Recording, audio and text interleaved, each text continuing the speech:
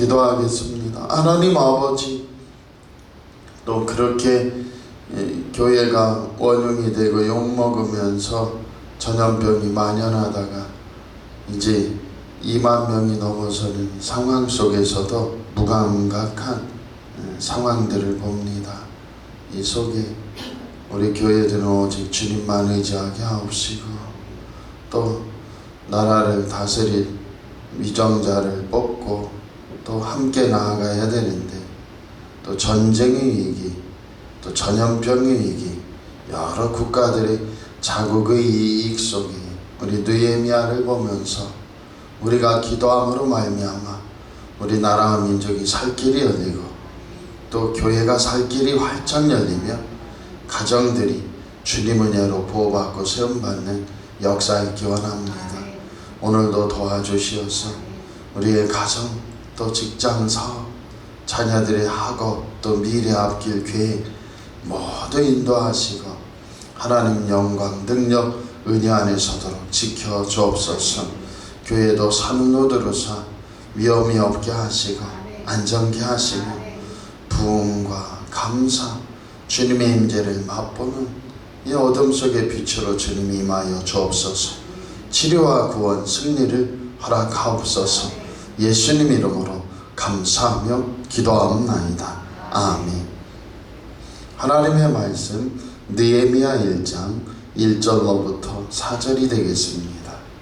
구약성경 725쪽 느헤미야 1장 1절로부터 4절 말씀입니다.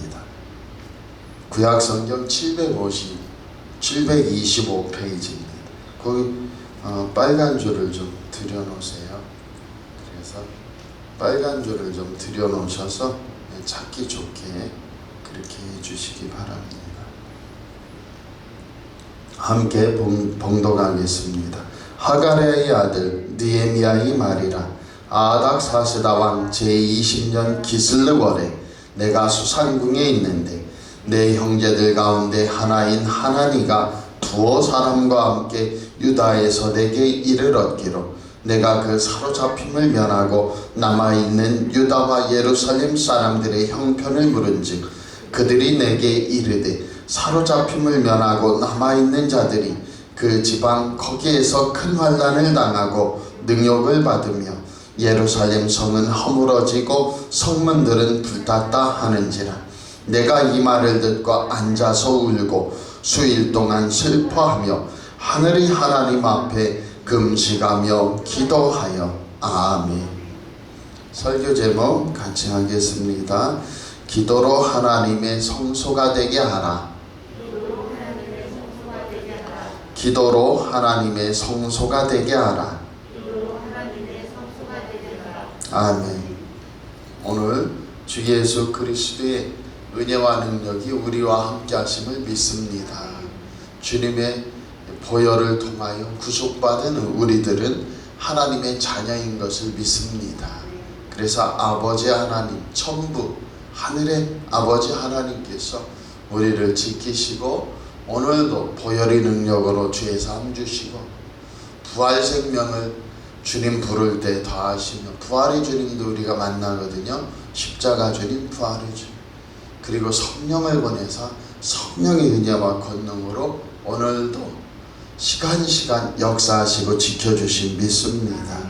그리고 우리를 끝내 이 땅에서도 천국에서도 하나님의 영원한 나라에 세워주심을 믿습니다.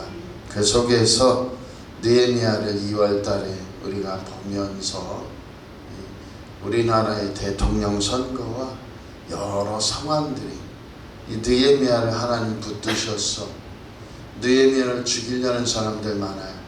술 맡은 관원장의 권세로 어떻게 합니까? 유대의 총독으로 임명받아 그 예루살렘 성벽을 세우고 그 도성을 하나님 도성으로 세우기 위하여 나아가는 그 길 속에 수많은 위험이 있지만 하나님이 느헤미야를 통하여 응답하시듯이 또 이 느헤미야를 살펴보면서 우리나라 민족의 상황까지도 하나님 살피시고 역사하신 믿습니다. 교회들이 기도해야 될 때에 러시아는 우크라이나를 통하여 전쟁을 일으키려고 하고 미국 역시 겉으로는 막지만은 속으로는 이게 전쟁을 서로 하면은 돈이 많이 되는 거예요. 묵은 무기는 소비하고 돈이 많이 됩니다. 주변에 전쟁이 일어나는 국가들은 또 무기를 살 수밖에 없고 여러 상황이 있는데 지금 동시다발적으로 여러 곳에서 혼란한 상황들이죠. 그 속에 북한도 기회다하고 너무 제재가 심하니까 그 속에서 또다시 강성으로 나갈 수밖에 없는 이 속에 하나님 아버지께서 느헤미야를 통하여 예루살렘의 성벽을 재건하고 그 속에서 수르바벨을 통하여 또다시 하나님의 성전까지 세워가듯이 우리나라 민족도 하나님 앞에서 역사하시고 지켜주신 믿습니다. 느헤미야 속에 우리가 조국을 위해 기도하는 그 마음과 역사가 일어나기 원해요.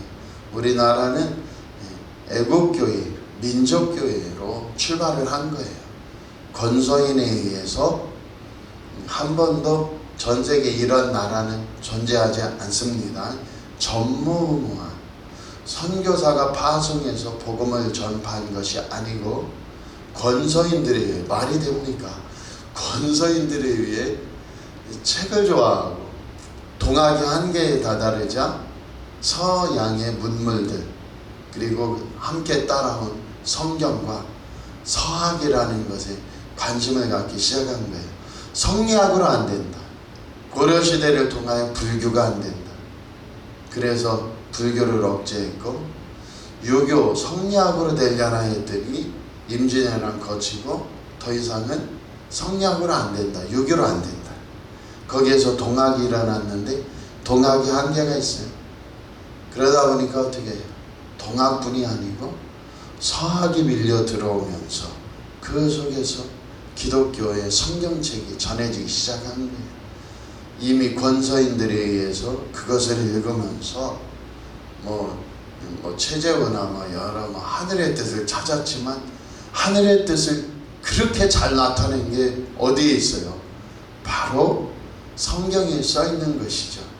그 속에서 권서인들이 성경이 읽혀지고 그러니까 선교사들이 와서 최초의 선교사 보고서 언더우드나 아펜자면은 선교비를 지원받아야 되니까 선교서 캐나다에 선교 보고 있어요. 미국에 선교 보고서가 있어요. 미국 북장로회에도 언더우드에 선교 보고서가 있어요.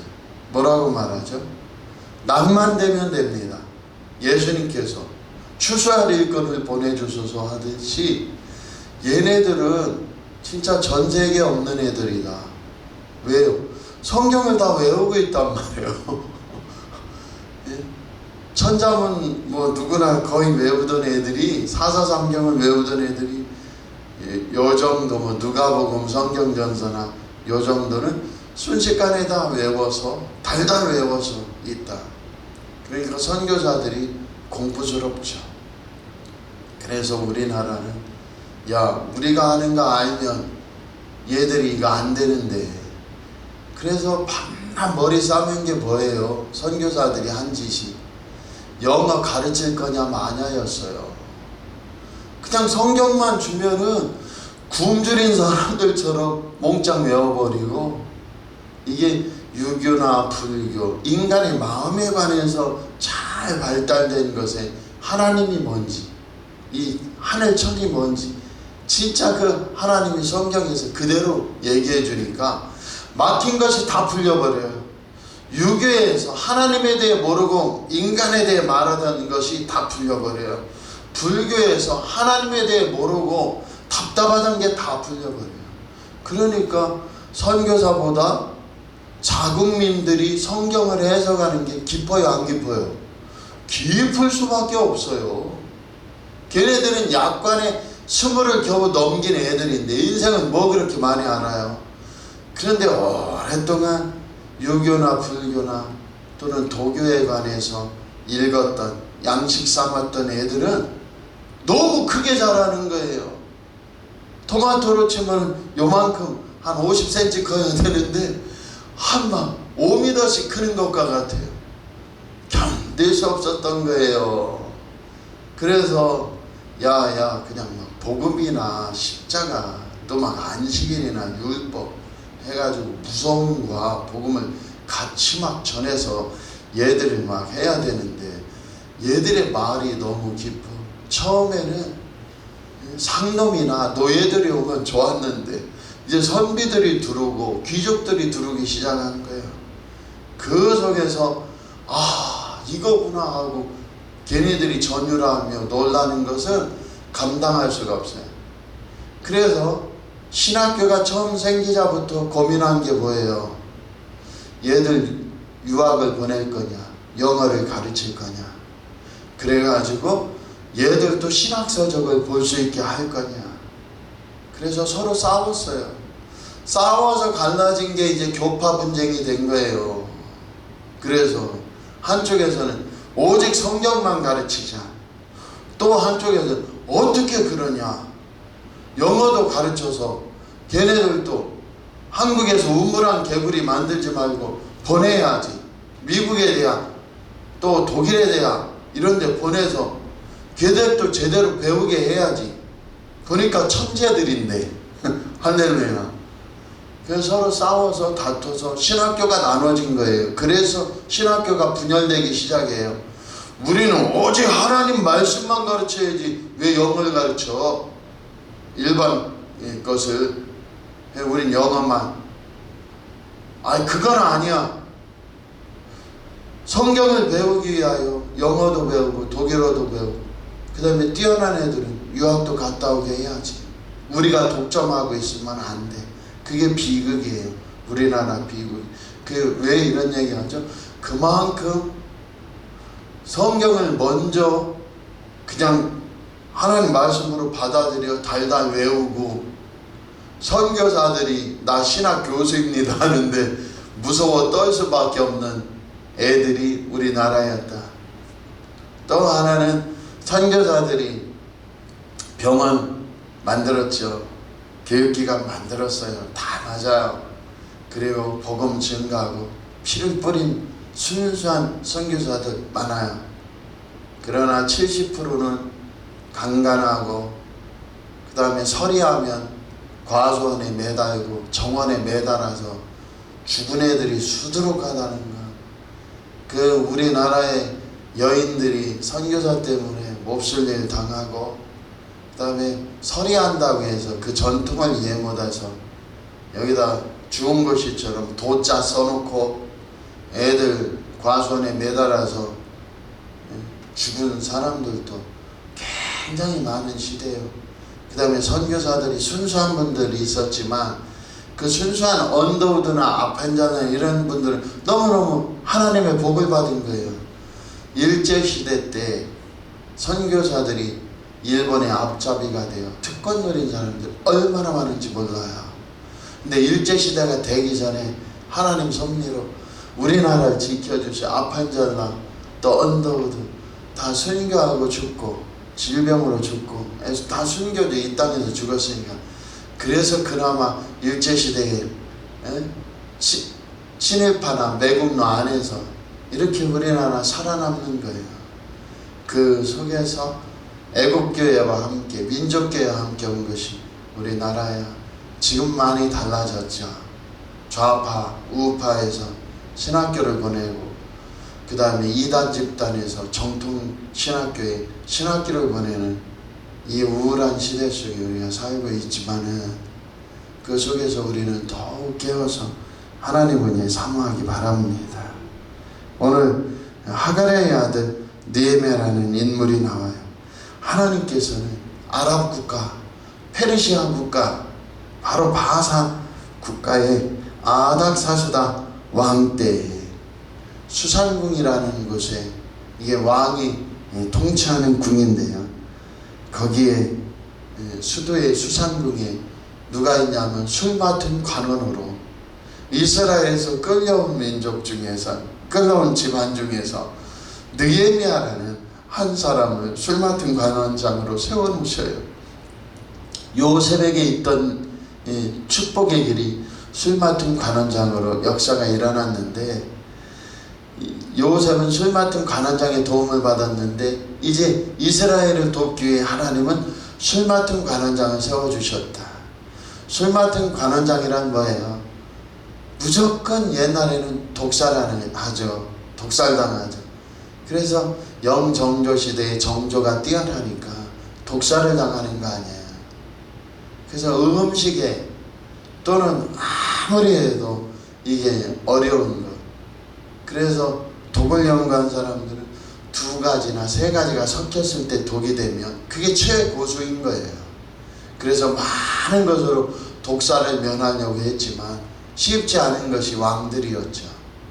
그 속에서 여기 북한 생각해 보세요. 김일성, 김정은 생각해 보세요. 먹는 거 얼마나 신경 쓸까? 이게 쉬운 게 아니란 말이에요. 그래서 차라리 여기저기 집안 귀족들의 인맥이 있는 그 나라에서 독살장에 죽느니 누가 좋아요? 느헤미야. 오히려 노예로 끌려온 백성 중에 제대로 된 사람이 있으면 그 사람도 더 좋단 말이에요. 그 중에 느헤미야라는 사람이 술 맡은 관원장이에요. 마시는 데다 타면 죽는데, 이게 하나님의 법칙이에요. 아무리 지금 21세기 넘어서면서 어려워도 하나님께서 어떻게 해요? 바로 궁에 모세를 두셨단 말이에요. 다윗이 악기를 켬으로 사울의 악신이 떠나갔다는 게 뭐예요? 하나님께서 다윗을 왕궁에서 어떻게 돌아가는지 살펴보고 왕이 초기에 어떻게 세워가면서 왕노릇 하는지를 보면서 어떻게 해요? 다스림이 뭔지 하나님 배우게 하신단 말이에요. 그게 기이한 역사요 축복인 줄 믿습니다. 그 속에서 하나님 응답하신다. 아하방 시대에는 오바댜라는 선지자를 남겨놓는 거예요. 엘리야만 남겨놓은 게 아니에요. 오바댜를 통하여 하나님께서 7,000명의 사람들을 어떻게 해요? 예비해 놓으시고 축복해 놓으신다. 오늘 우리 사랑하는 성도들도 하나님 앞에 마음이 있기 바랍니다. 그래서 느헤미야가 나는 이제 배불러, 나는 이제 출세했어, 나는 여기서 잘 지내. 그런데 한편으로는 뭐예요? 내 고향 하나님의 땅, 바로 그 유대 나라, 거기에 예루살렘에 남아있는 그 사람들은 지금 어떻게 지낼고 내가 먹고 내가 편히 누울 때마다 하나님의 백성들, 나의 예루살렘 도성아 어떻게 지낼고. 그런데 그게 친족 하나니가 오는 거예요. 이 하나니가 두어 사람과 함께 왔는데 왜 왔어요? 느헤미야 너 출세했다며 내가 들었어. 어떻게 해요? 유대에 귀환하는 사람들 중에 들은 거예요. 할렐루야. 유대에 귀환한 사람들 중에 어떻게 지냈어 하니까, 야 하나님 네 친족 느헤미야는 완전히 거기에서 이거 됐어. 완전히 술 맡은 관원장이야. 나는 새도 떨어뜨린다. 진짜 특급 비서 된 거야. 청와대. 예? 완전히 깜짝 놀랐죠. 그래서 기다리다가 유대 나라에서 하나니를 대표해서 두어 사람 보낸 거예요. 가서 좀 느헤미야한테 금붙이라도 주든지 뭔가 좀 도우라고 해라. 그래서 와서 들어보니까 사로잡혀 간 사람 말고 남은 사람들은 이웃 민족들, 암몬이나 모압, 아람 이웃 민족들에게 툭하면 조롱을 당하고, 그리고서 어떻게 해요? 비웃음 당하며 그 성벽이 무너지고 성문이 불탄 채 그대로 있어가지고 심심하면 다른 애들이 쳐들어와 조롱하고 짐승들이 드나들고, 그 다음에 조롱당하고 비웃음 당하고 환난당하는 걸 이로 말할 수가 없다. 그건 뭘 뜻해요? 그나마 농사지면 빼앗긴다는 뜻이에요. 그나마 뭔가 열매 있으면 그것조차 제대로 먹기도 쉽지 않다는 뜻이에요. 그 속에서 그 말을 듣고 3절에 보면 큰 환난을 당하고 능욕을 받으며 예루살렘 성은 허물어지고 성문들은 불탔다 하는지라. 그 속에서 4절 같이 읽어보세요. 내가 이 말을 듣고 앉아서 울고 수일 동안 슬퍼하며 하늘의 하나님 앞에 금식하며 기도하여. 아멘. 이제 느헤미야는 금식하고 기도한단 말이에요. 우리 사랑하는 성도들, 좋은 일 올 때 있어요. 찬송하고 감사하기 바랍니다. 또 어려운 일 당할 때 있어요. 그때는 어떻게 하늘의 하나님 앞에 기도하고 부르짖어야 되는 거예요. 때로는 금식도 필요해요. 할렐루야.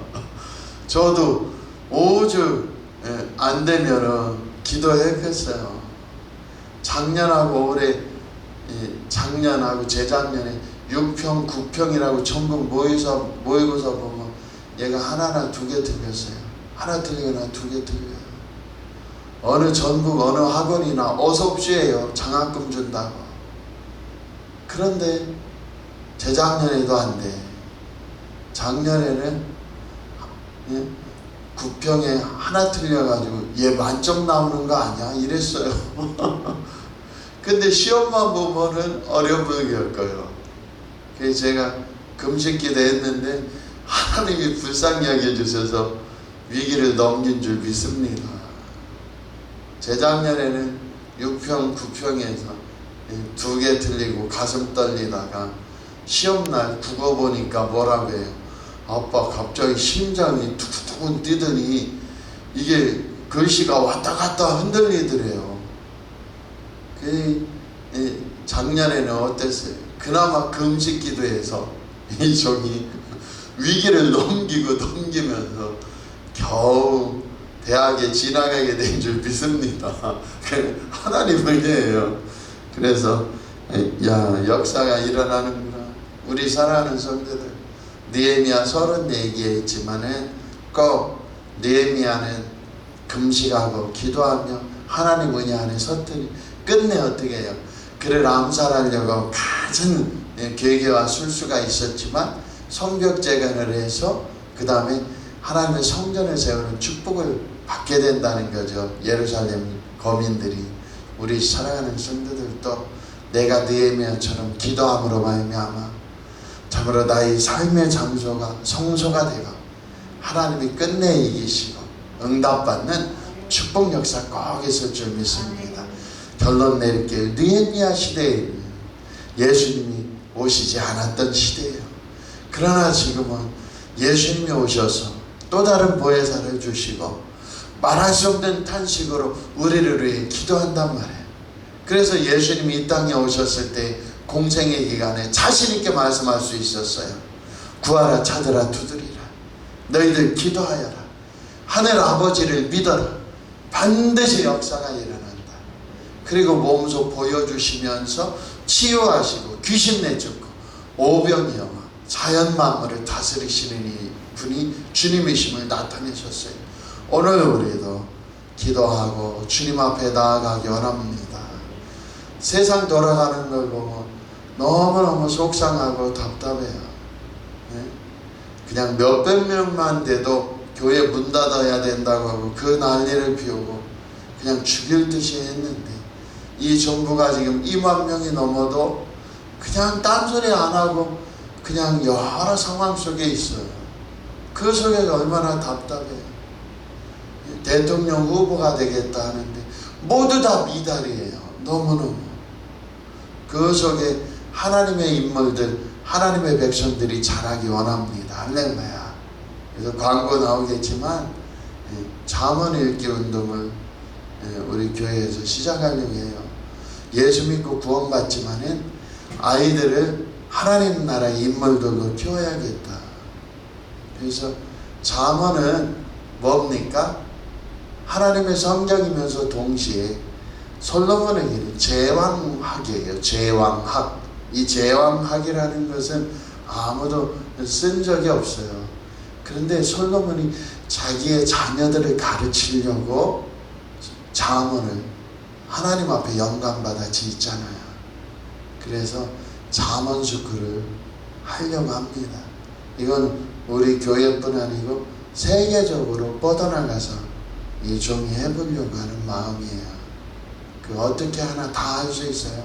선교사들을 통해서 잠언학교를 세워갈 수가 있어요.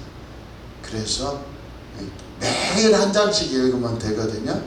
이 왕이 되려는 애들, 다스리고 이기려는 애들은, 유령 이런 애들은 한 장씩 날짜 따라 읽으면 돼요. 할렐루야.